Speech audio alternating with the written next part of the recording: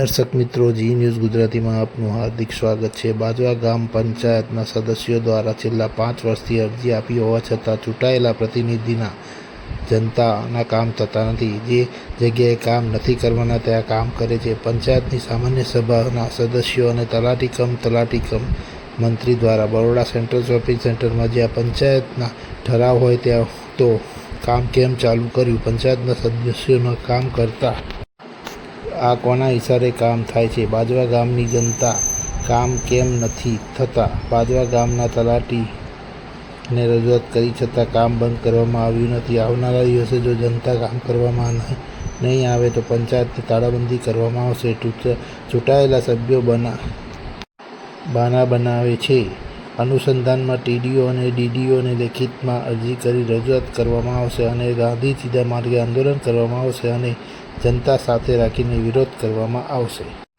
તલાટી મંત્રીની રજૂઆતના આધારે જે કામ ના થવા જોઈએ તેવા કામ ચાલુ થતાં પંચાયત ચૂંટાયેલા પ્રતિનિધિઓનો વિરોધ.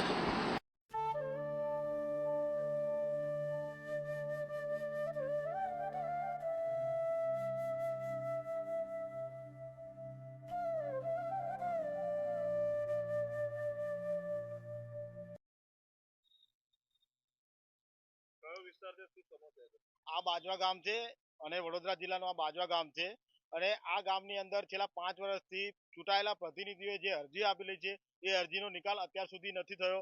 પેવર બ્લોક છે, રોડ રસ્તાના કામ છે, ગટરના કામ છે, એની 5 વર્ષથી 3 વર્ષથી જે ચૂંટાયેલા પ્રતિનિધિ જે સભ્યો છે કે જેમને અરજી આપી છે છતાં પણ એમના કામ થતા નથી અને જે કામ પાછળથી થયા છે એનો અમારો સખત વિરોધ છે. અમારી પંચાયતની જે સામાન્ય સભા હતી, સામાન્ય સભામાં અમે નક્કી કર્યું હતું પંચાયતના ચૂંટાયેલા સભ્યોએ કે આ જગ્યાએ જે કામ થઈ રહ્યું છે આ શોપિંગ સેન્ટરની અંદર ત્યાં પછી કરો, પણ જે અરજી આપેલી છે જનતાના જે પ્રશ્નો છે એ પ્રશ્નો પહેલા હલ કરો. તલાટીએ પણ હા પાડી હતી, ચૂંટેલા સભ્યોએ પણ હા પાડી હતી. પંચાયતની મીટિંગ થાય એટલે ઠરાવ 100% થાય. અત્યાર સુધી અમને એક પણ ઠરાવ બતાવવામાં પણ નથી આવ્યો. મહત્વની વાત એ છે કે જ્યારે તલાટીએ એવું કીધું તો કામ નહીં થાય તો આ કોના ઈશારે તાત્કાલિક ધોરણે કામ શરૂ થયું છે? શું પંચાયતમાં ચૂંટાયેલા સભ્યોની કોઈ ઇજ્જત નથી, કોઈ માન સન્માન નથી? જો આવું જ કરવું હોય તો પંચાયતમાં મીટિંગ શા માટે લે છે? જો થોડા દિવસની અંદર પંચાયત પોતાના મન મુજબ, તલાટી અને સરપંચ પોતાના મન મુજબ જો કામ કરશે તો ચૂંટાયેલા સભ્યો સખત વિરોધ કરશે, પંચાયતને તાળા મારી દેશે અને આ અનુસંધાનમાં ટીડીઓ અને ડીડીઓને પણ અરજી આપવામાં આવશે કે તાત્કાલિક ધોરણે પંચાયત ઉપર એક્શન લો, કારણ કે ચૂંટાયેલા પ્રતિનિધિઓના છેલ્લા 5 વર્ષથી કામો અટવાયેલા છે અને જે અરજી નથી આપેલા એના કામો થયેલા છે. 100% અમારી પાસે પુરાવો છે. તમે બાજવામાં ફરી શકો છો કે એવી જગ્યાએ કામ થયેલા છે કે જ્યાં કોઈ અરજી જ નથી આપી. હિતેન્દ્ર ખંડી, પંચાયત ચેરમેન.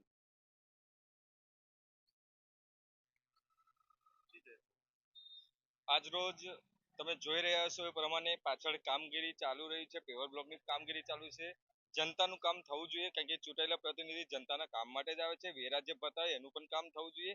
પણ અમે જે આજે ભેગા થયા છે ત્યારે આજે ત્રીજે ચોથા મહિનામાં એક મીટિંગ સામાન્ય સભા અમારી રાખવામાં આવી હતી. સામાન્ય સભામાં તમામ સદસ્યો તથા પંચાયતના સરકારી કર્મચારી એટલે તલાટી કમ મંત્રીએ અમે રજૂઆત કરી હતી સભ્યો, અને એમને પણ મંજૂર કરી હતી કે આપણે અમુક કામ નહીં કરીએ. કામ નહીં કરવાના, કામ તો થવાના જ હતા, પણ એમને એવું કહ્યું હતું કે પહેલા ચૂંટાયેલા પ્રતિનિધિની અરજીઓ છે એના નિકાલ કરીશું, એના કામ કરીશું, પછી જનતાને જે અરજીઓ આવી છે એના કામ કરીશું, એના નિરાકરણ કરીશું, ત્યારબાદ બીજા કંઈક રહી ગયા છે એ કામ કરીશું. પણ આજે જ્યારે અમને જાણ થતા કે જે પંચાયતની મિટિંગમાં સભ્યો તો વિરોધ કર્યો છે, સાથે સાથે તલાટી કમ મંત્રી જે સરકારી કર્મચારી કહેવાય એમને પણ એવું કહ્યું હતું કે આપણે આ કામ નહીં થવા દે, પહેલા ચૂંટાયેલા પ્રતિનિધિઓનું કામ થવા દઈશું. તો એ અરજીઓનું કામ ન થતા આજે આ કામ ચાલુ થયું છે અને અમે આજે આ કામનો વિરોધ કરવા નહીં આવ્યા. કામ કરો, કામનો વિરોધ નથી, પણ ચૂંટાયેલા પ્રતિનિધિ એમના વિસ્તારમાં જ્યારે એમને મત મળીને ચૂંટાવતા હોય, પબ્લિક એમને સર્વે માથે રાખીને ચૂંટાવતા હોય તો એમનું પણ કામ થવું જોઈએ, એમની અરજીઓનું પણ નિકાલ થવું જોઈએ. કારણ કે પંચાયતના ચૂંટાયેલા સભ્યોની અરજીનો જો નિકાલ ના થાય તો લોકોની અરજીઓનું શું નિકાલ થશે? અને ખાસ કરીને જો પંચાયતના તલાટી કમ મંત્રીનું જ કામ આજે એમને ના પાડતા હોય તે છતાંય જો થતું હોય તો આ કામ બહુ અલગ રીતે થતું એવું લાગી રહેલું છે. અમારી રજૂઆત ખાલી એટલી છે કે કામ વિકાસ બધે થવો જોઈએ, પણ પંચાયતના ચૂંટાયેલા સદસ્યોનું જે અરજીઓ છે એનો પણ નિકાલ કરો.